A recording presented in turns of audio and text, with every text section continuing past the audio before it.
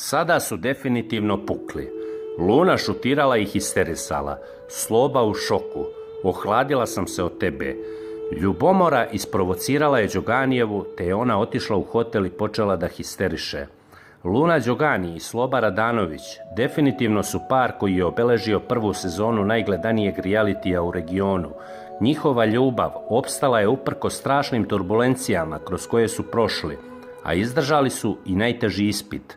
Ulazak njegove još uvijek zakonite supruge, Kristine Kije Kockar u zadrugu.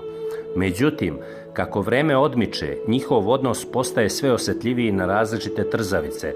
Prethodne noći Lunu je veoma naljutila izjava Miljane Kulić da bi se najprije ljubila sa njenim dečkom ako bi morala. Ova ljubomora isprovocirala je Đoganijevu, te je ona otišla u hotel i počela da histeriše. Radanović je odmah dotrčao za njom, ali izgleda da je to nju još više isprovociralo.